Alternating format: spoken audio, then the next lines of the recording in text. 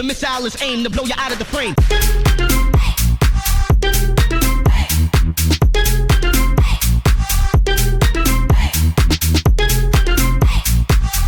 Les socios, bienvenue dans le CD5 Express. On est parti pour 5 minutes de pur délire et de pure bonne humeur. On va vous raconter toute l'actualité des gars. Bah alors, comment il va? Mais qu'est-ce qu'il fait là, Big Youss? Mais il est là, il se balade, il regarde. En plus, je t'ai pas encore fait dans la voiture balèze. Ah, le but, ça va être de me faire là?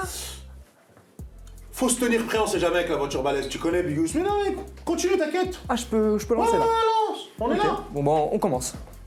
Alors la dinguerie de la semaine dernière, je vous l'apprends pas, hein. C'était clairement la déclaration de Neymar après la victoire face à Manchester, où il a affirmé vouloir rejouer avec Messi la saison prochaine au PSG. Ça a fait l'effet d'une bombe et relancé le feuilleton Messi, hein. D'autant plus que le joueur pourra négocier avec le club de son choix dès janvier prochain, donc dans pas très longtemps. Coïncidence, le PSG fait déjà le ménage dans son effectif. Le club parisien a annoncé hier la rupture de contrat de José Rodriguez. Ouais, le mec était encore joueur au PSG, même si on l'a plus vu sur les plateformes de streaming que sur les terrains. Le joueur de 27 ans avait un contrat jusqu'à juin. N'empêche, vous imaginez Messi en Ligue 1 Uber Eats? Bon, ça permettrait à certains supporters du Barça d'enfin voir leur idole en vrai, et peut-être d'avoir un autographe. Enfin, si le feutre marche, hein.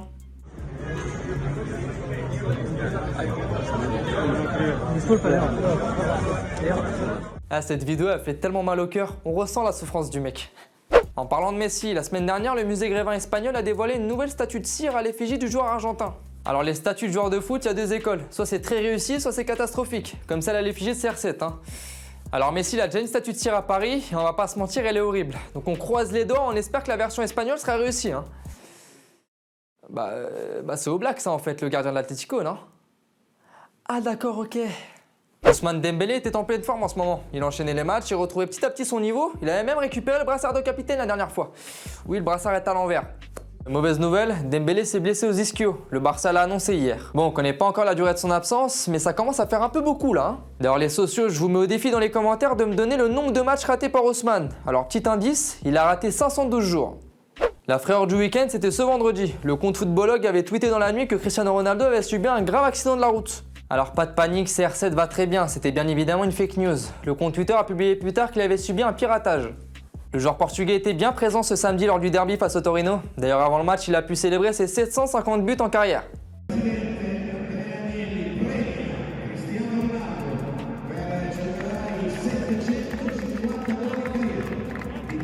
Bon les socios, il reste quelques infos, donc on passe tout de suite au flash du CD5 Express.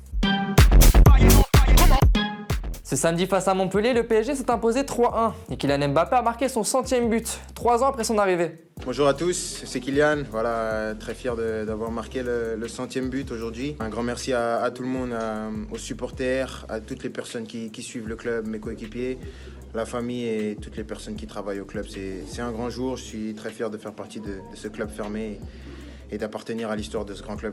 Samedi, l'Inter Milan a remporté son match 3-1 face à Bologne. Alors tout le monde était content, sauf Eriksen. Bon, on peut le comprendre, hein. Le mec ne joue plus cette saison, et là Conte décide de le faire entrer à la 91e. Hein. Téléfoot, la chaîne du foot, diffuseur principal de notre championnat, n'a toujours pas fini de payer les droits. Après avoir zappé le paiement en octobre, puis en novembre, le groupe espagnol a 2 nouveaux appels paiement en décembre. Ce qui relèverait l'addition à plus de 350 millions d'euros d'impayés. Et d'ailleurs, la LFP ne peut plus faire d'emprunt pour avancer les clubs de Ligue 1. Hein. En D2 anglaise, les supporters étaient enfin de retour, mais la fête était gâchée par la connerie de certains. Avant le match entre Millwall et Derby, les joueurs ont de nouveau apporté leur soutien au mouvement Black Lives Matter.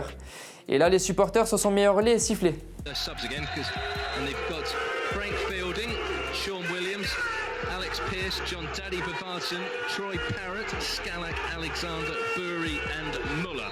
Un comportement qui a attristé Wayne Rooney, qui a dit avoir trouvé ça très décevant et affligeant. Et on finit avec Tottenham, qui a remporté hier le derby du nord de Londres, 2-0 face à Arsenal. Une victoire bien fêtée dans les vestiaires, avec un Serge Aurier qui s'est improvisé DJ comme vous pouvez le voir.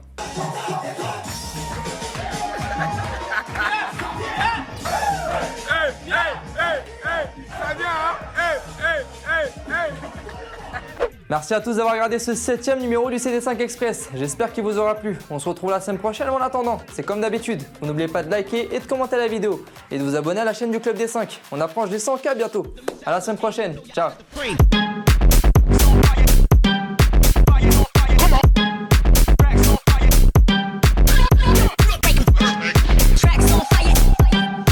Bienvenue dans le CD5 Express, la seule émission qui résume toute l'actualité.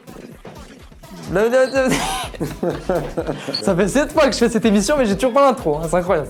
Les sociaux, non. On lance le générique? Lance. Bon, on lance le générique. Lance, papa. Putain, mais y a pas de générique, c'est vrai. C'est vrai, merde. Les socios, bien. On va t'inquiéter. On peut commencer? Lance. Ok, bon, on est parti.